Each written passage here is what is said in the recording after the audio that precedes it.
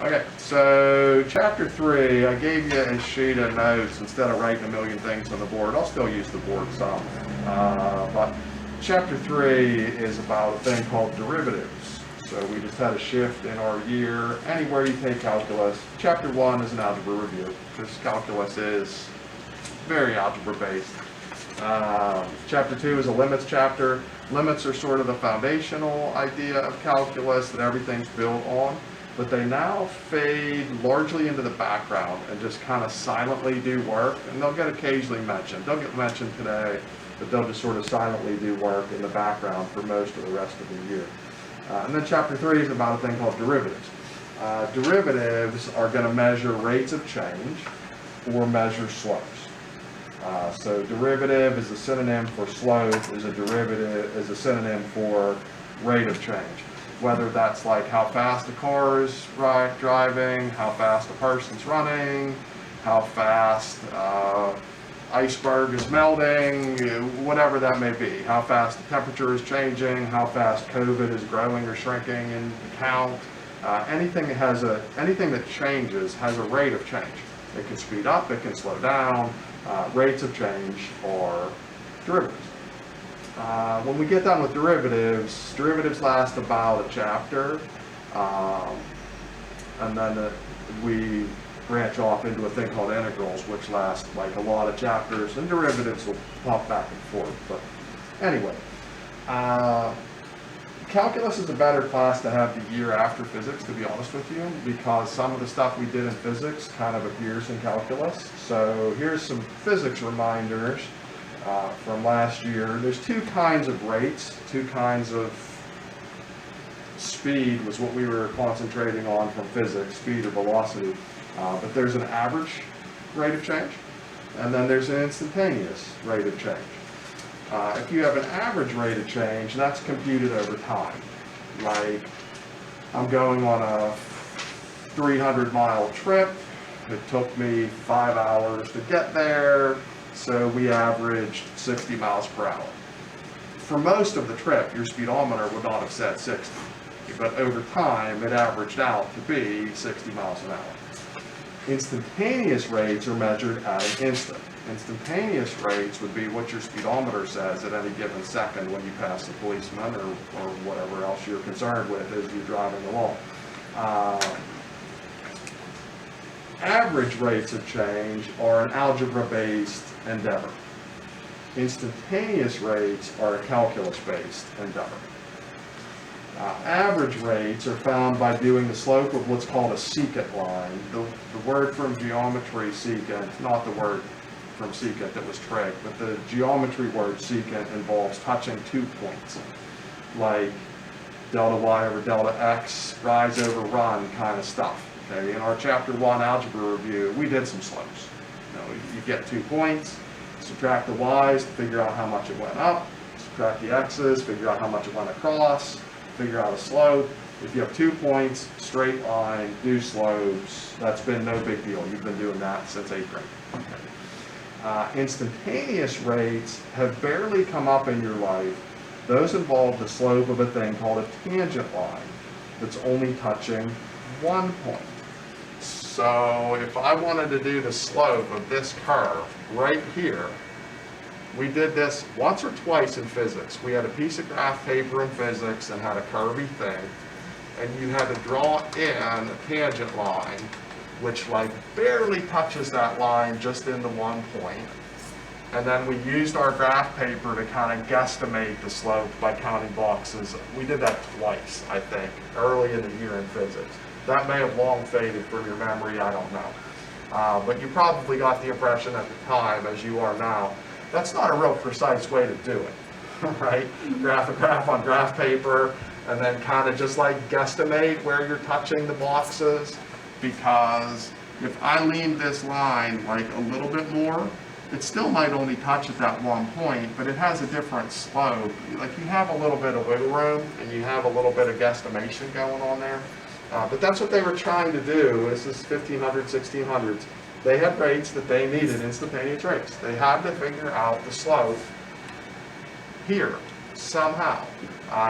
So they did their best, they made up some things, limits get created in the process, and we'll take a little step through history. But this is the question today we're trying to resolve is, how can we figure out the slope right there just at that one point? You understand the concept, what they're after? Yeah. So what they decided was at that time, if you wanted to find the slope, let's say we're at 2. If we figured out the slope, let's say from 2 to 3, that's not bad. You know, let's say we got a piece of graph paper and this is 2, you know, there's 3. If I connected these with a straight line, that's not exactly the right answer for this line, but it's not too far off. If we did the slope from 2 to 3, that wouldn't be like the worst thing ever. Okay? But we could make this better if we did, let's say, the slope from 2 to 2.5. We connect that with a straight line. Now it's getting a little bit closer to being the line that we wanted if we went from 2 to 2.5. We could make that even better if we went from 2 to 2.1, or 2.01, or 2.001, or 2.00001, you know, and that's where they got into the idea of limits, of what if we could find, if there were such a thing, like the next point over.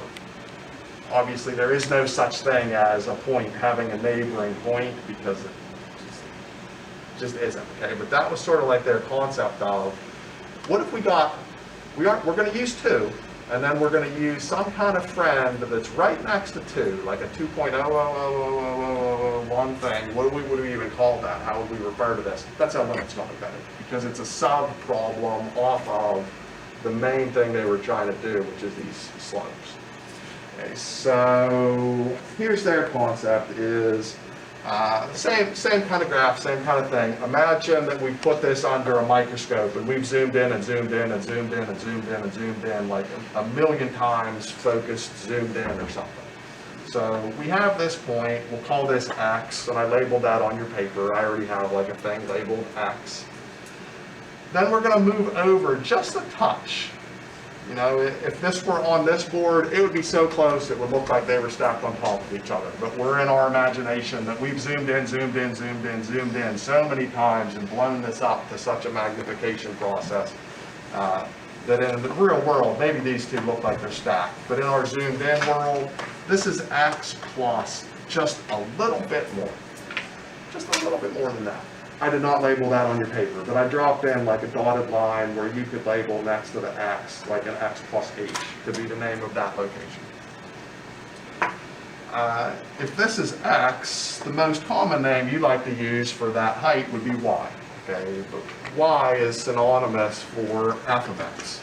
If we have an X, we plug it into an equation, we can call that f of X. If we have this X plus H thing, and we plug it into an equation to figure out how high we are, we could call that f of X plus H. Okay, so we've got an X plugged in, call it f of X. Go a little bit more, call it X plus H. There's nothing magical about the letter H, but what we do want to have is our move over to be a very, very, very, very, very tiny amount of space. And if we plug that in, we get f of X plus H. And then they did the slope in the normal way. Okay, how do you do slopes when you have 2 points? Rise over run. So if we want to do the change in the y's, the change in y would be this thing, subtracting that thing. So that's what I did here. I took that upper number, I subtracted the lower number, and this is on your notes page again. That's the rise. The run, if I subtract these, if x plus h subtracts x, you would just be left with h. So that's what that is. And then we want to do the limit as the h approaches 0. We want this h to be almost nothing, so that these 2 points are like so squished close to each other as they possibly can be. And this was a pretty big breakthrough in the world of calculus in the 1500s, 1600s, whenever they were playing this game. That this formula can give you the derivative, the slope, the rate of change, just having one number to play with anytime you want to do it. We're just going to have to play around with this formula to do our homework questions today. In the long term, this formula is not going to dominate your life. This will happen for like a day. Okay? For one day's worth of homework, this formula is dominant. And then people start to develop some shortcuts off of this. And we'll talk some shortcuts on the 3-2 next lesson up. But for today, this runs your life. Question about concept so far? Basically, we're doing slopes in a calculus roulette. It is essentially what happened if I had to boil that down in a nutshell. So the next page of notes just has some vocabulary. If we can do this limit, some of the words of the day would be that the function has a derivative, or we could say the function is differentiable. Okay, derivative is a noun. That's like the number that you're coming up with. Differentiable is an adjective that just means we can do this problem. So we have a derivative or it is differentiable. I'm not sure why, but they invented like about 1 million different abbreviations that they can use to refer to the derivative. And I wrote 6 of them on here. I circled the 4 that tend to get used the most. Like 2 of them I understand what they're about, and the other 2 I don't know where they came from. But you've seen this formula before. Delta y over delta x. That's the slope formula. When they escaped calculus, or escaped algebra land into calculus land, they replaced the deltas with d's, which makes sense. Delta, d. I'm with that. So instead of delta y and delta x, when they go into calculus mode, they'll go dy and dx. And that'll be a theme through the rest of the year sometimes. When you see deltas, they've gone back to algebra. When you see d's instead of deltas, they've gone into calculus. There's a consistency to that. So I understand how that came to be. Instead of y, sometimes we have f of x instead of y. So to do df over dx can make sense to me as well, because y and f like sort of means the same thing. The ones with what looks like the apostrophes, I don't know where they pulled that from. I read this as y prime. But whether you see this or see this or see this in your instructions or in their notes or in their work, it all means the same thing. Instead of f of x, they'll sometimes put f prime of x. Again, why this little apostrophe thing has something to do with derivatives. I'm not sure who came up with that and why. The d's, I get it, because it's slopes and deltas, but I don't know where that's from. Those other ones I didn't circle, you don't see those too much. There's a little bit of operation here in the homework off of pictures, not much, but a little bit, and these 3 rules come into play for this. You can't find a derivative on a graph, so a graph is not differentiable if you ever have a corner. If you ever have a corner, like a sharp corner on your graph, you can't find the derivative there.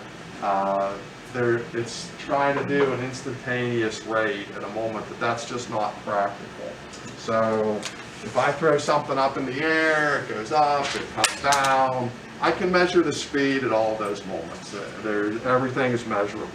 But if I doink it off the ceiling, at that moment that it hit the ceiling, it has that rapid change of direction, you just can't really assess what was the speed at that minute.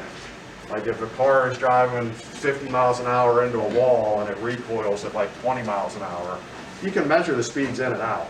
But at that moment where it's hitting the wall, you can't really make a judgment on what that speed is. Like it didn't really stop. It wasn't really going 50. It wasn't really going 20. It sort of did all of those things. It's just too weird. So corners, you can't do derivatives. If things go vertical, you can't do derivatives because, again, derivative is a synonym for slope.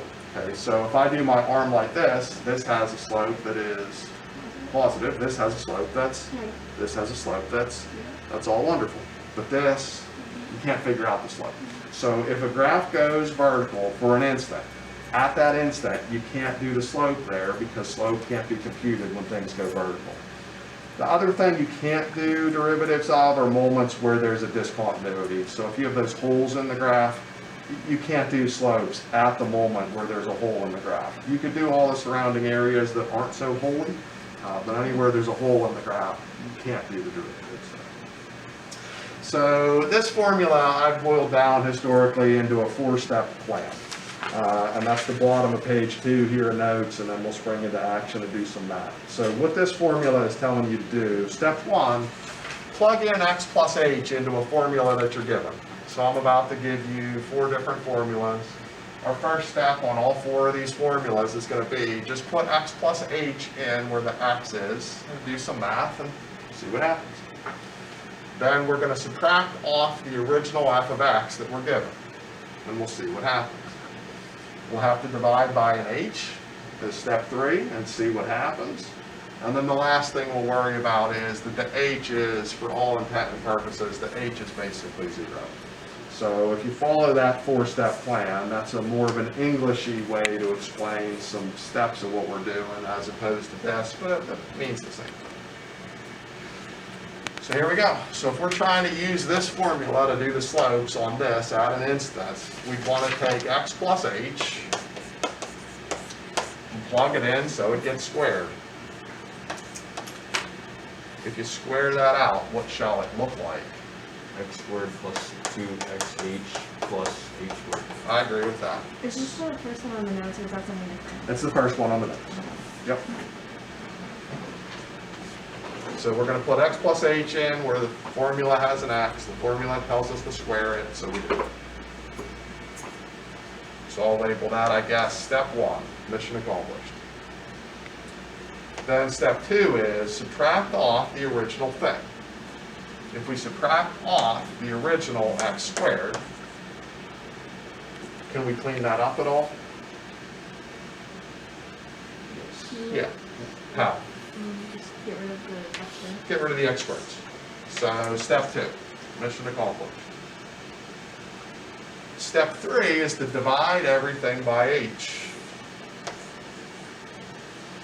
We had one question on the chapter 2 test that did this algebra move. In your mind, kind of separate this out into several different fractions.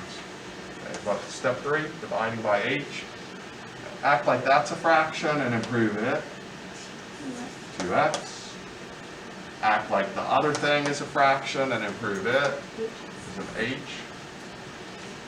And then we're ready for step 4. Step 4 is to recognize that if this h is basically 0, all that's left standing is 2x.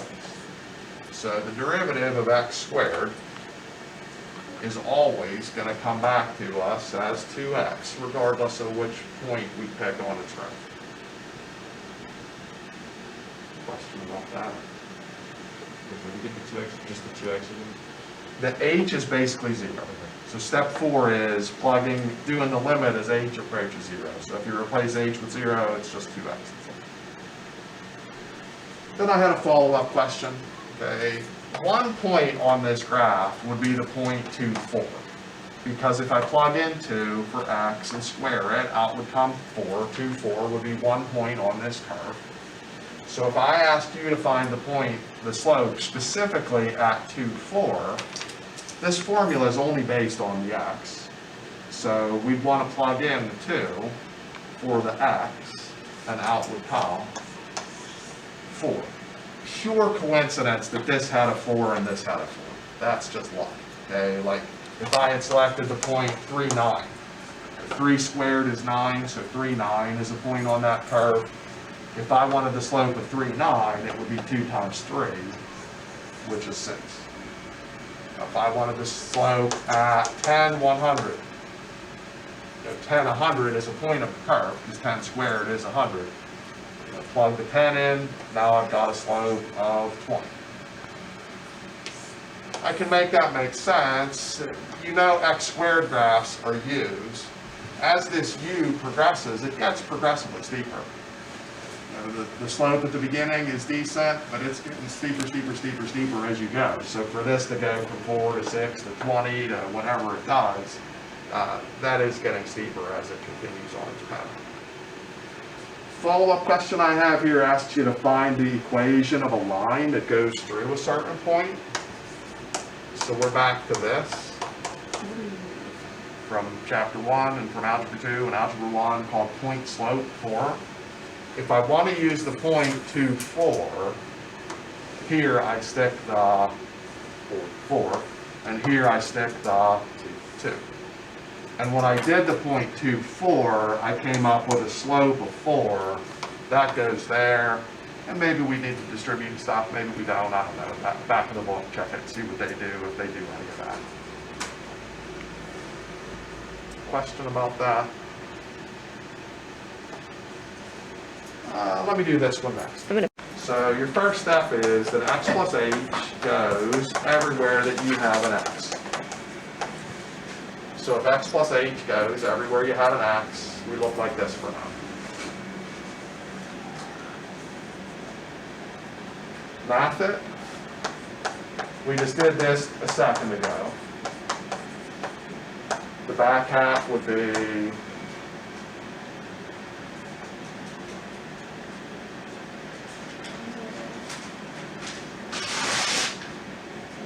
Can you repeat your question? Sorry. okay, so we're plugging in x plus h everywhere that the x went. Okay. The front half where it needs squared, we just did that a second ago, so I stole that from number 1. I just was waiting for somebody to get me going here on through the back half.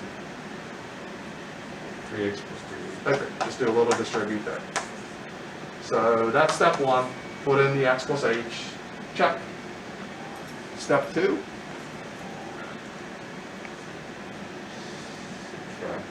subtract the original stuff. So we'd be subtracting both the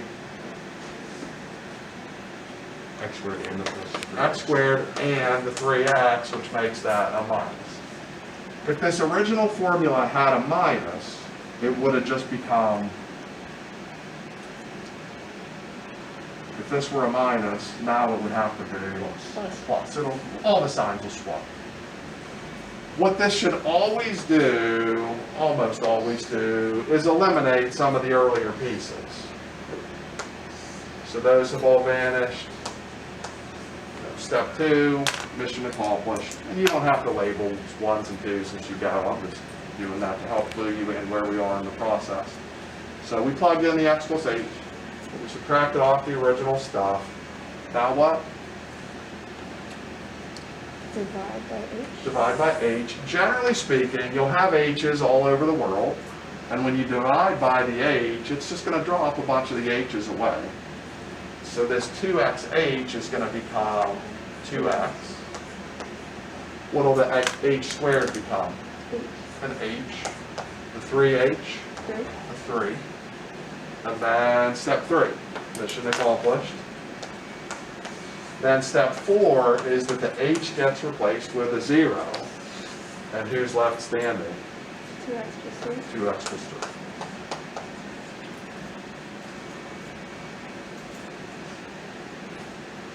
Question on that?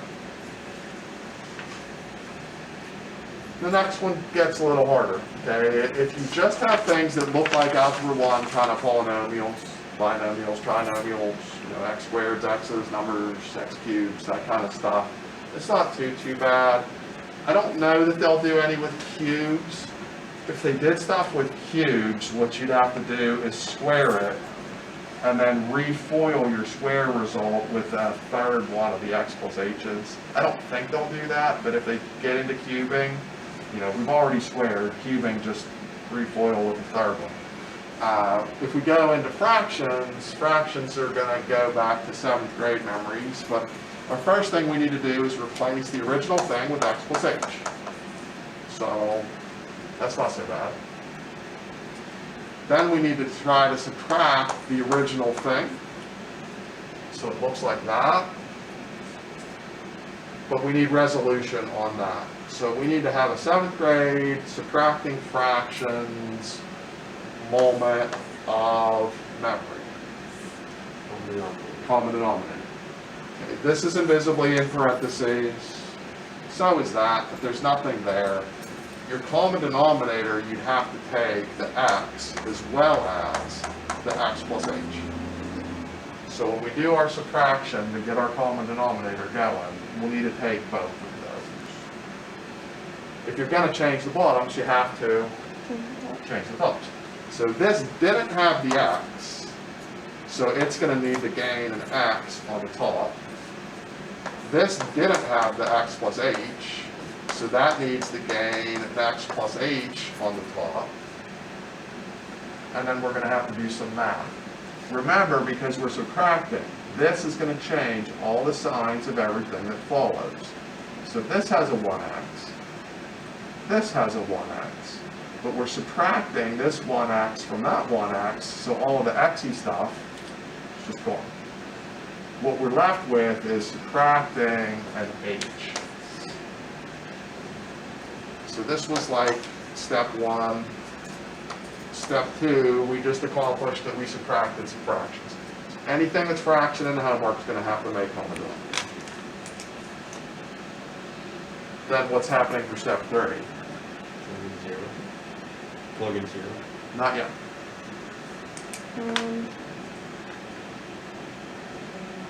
Divide by h. Divide by the h.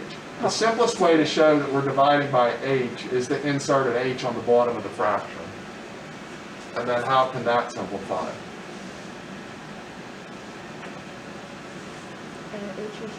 H is just cancel away. So for our answer, the top has left standing -1. Now we do the replacement of an h with a 0. So if we replace this h with a 0, what is basically the bottom then? X squared. X squared.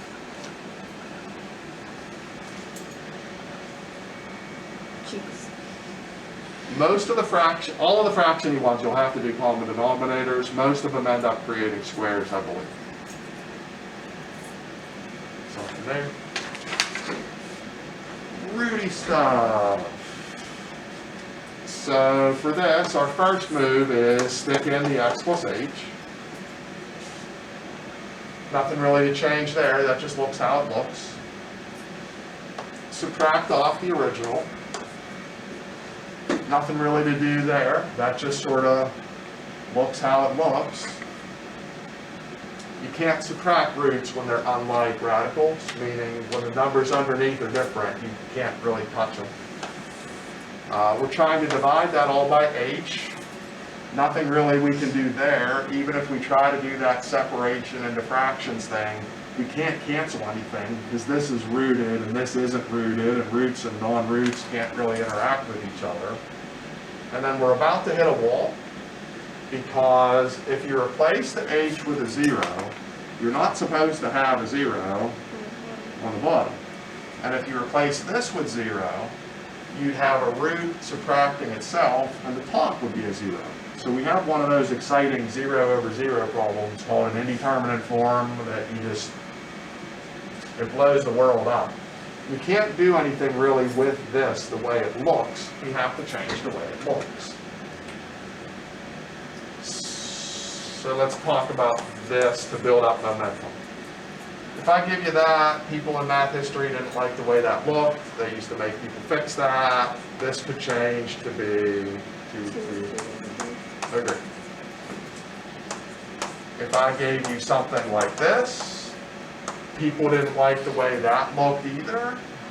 Do you remember how that got fixed? Don't you multiply the top and bottom? I don't know.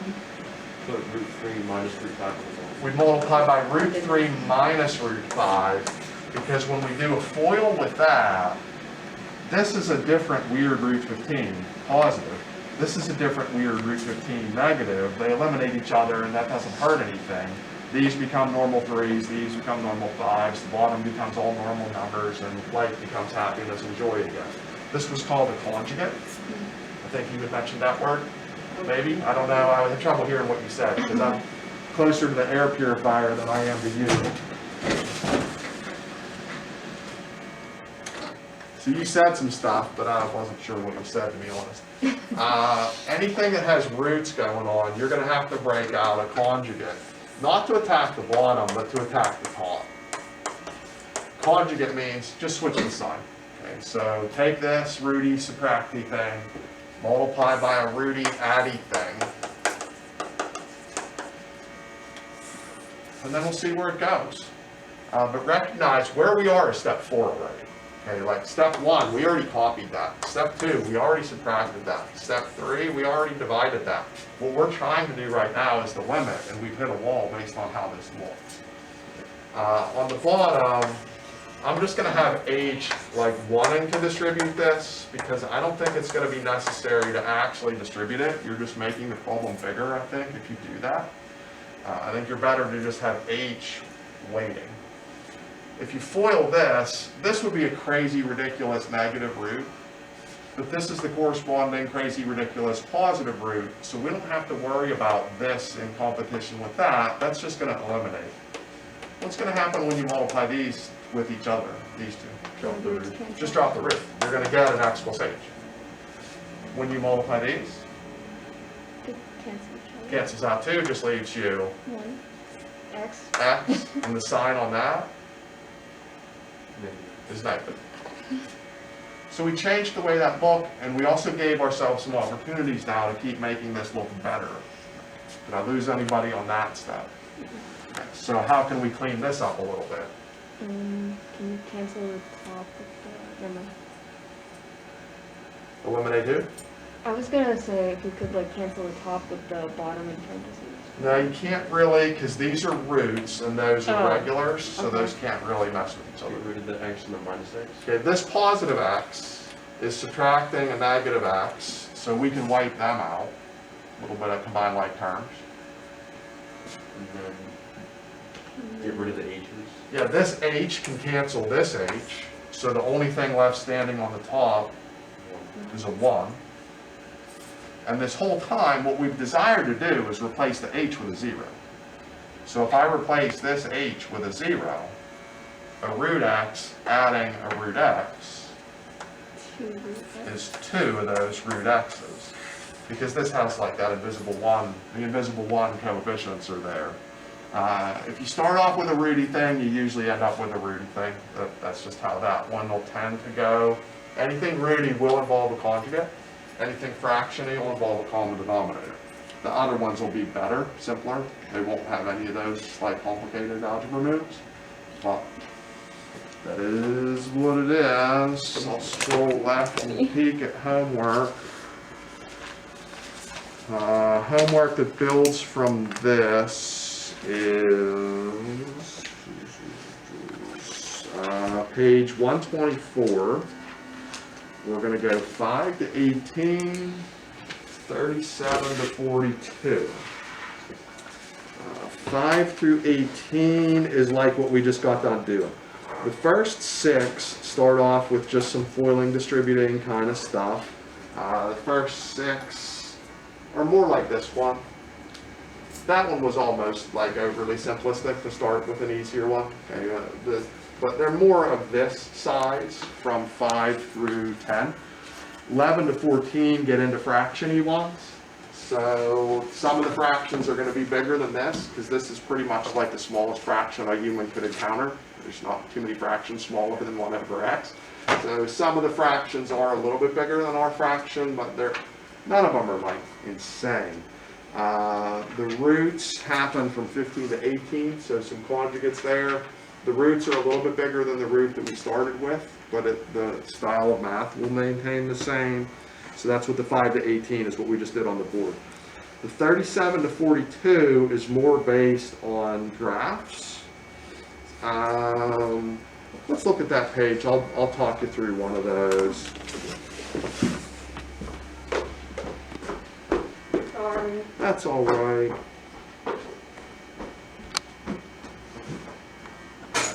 I'll listen. Okay, so what we're relying on to do these graph questions is the idea that you can't do a derivative at a corner. You can't do a derivative when something goes vertical. You can't do a derivative when there's a hole in the graph. So even though it's not a problem we're doing, I'm going to look at the graph for 46.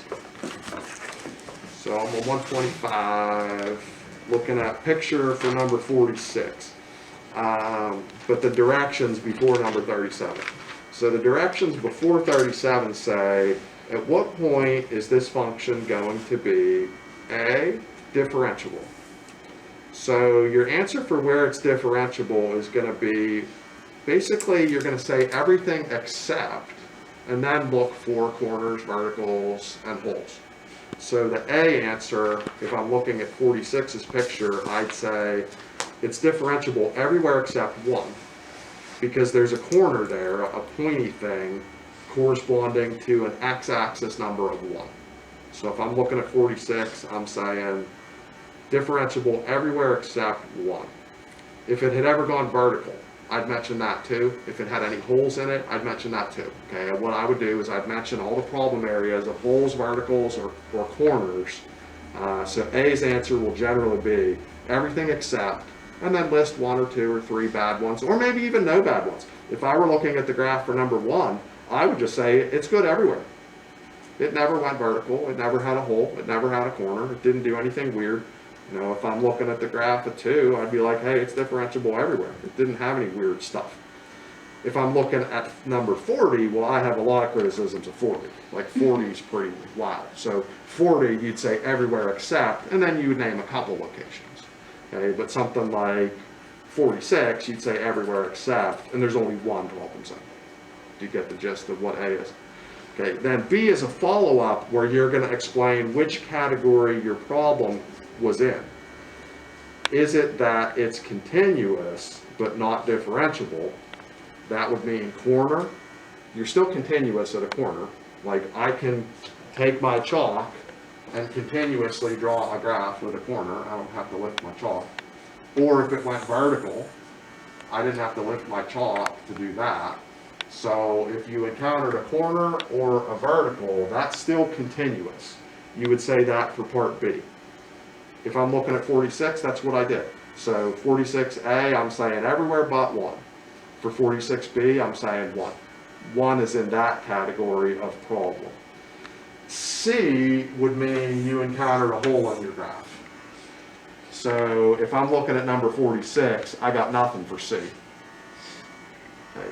But for A, you're saying everywhere except this thing, or this thing.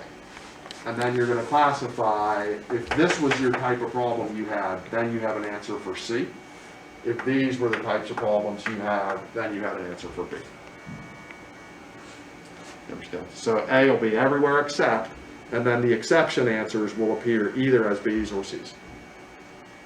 That's all. Okie doke? Mm-hmm. Alrighty, so we'll do that up. Next time I see you after our nice long weekend would be 3.2, here we come. 3.2, we look to streamline the process away from like the crazy formulas only running your life for a day.